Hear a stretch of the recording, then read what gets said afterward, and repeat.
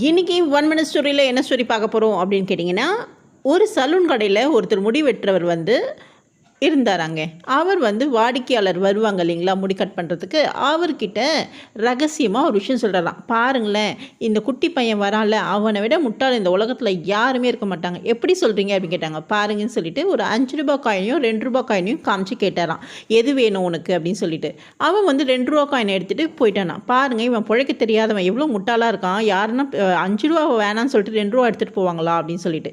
இதை டெய்லி வாடிக்கையாக வச்சுருந்தாராம். டெய்லி கிண்டல் பண்ணி சிரிச்சுட்டே இருந்தாங்களாம். அப்போது அங்கே ஒரு வாடிக்கையாளர் அவன் ஒரு ஐஸ்கிரீம் கடையில் போயிட்டு வரதை பார்த்துட்டு, தம்பி இங்கே வா, உனக்கு ஏன் 5 ரூபா வேணான்னு 2 ரூபா எடுத்துகிட்டு போனேன் அப்படின்னு கேட்டாரான். அதுக்கு அவன் சொன்னானா, நான் என்றைக்கு 5 ரூபா காயினை எடுக்கிறனோ அன்றைக்கி தான் எனக்கு கடைசி. அதுக்கப்புறம் என்கிட்ட அவர் காசே கொடுக்க மாட்டார். அதனால தான் நான் 2 ரூபா காயினை எடுத்துகிட்டு இதுதான் வேணும்னு சொல்லிட்டு போகிறேன். அவரும் டெய்லி என்னை கூப்பிட்டு கொடுக்குறாரு.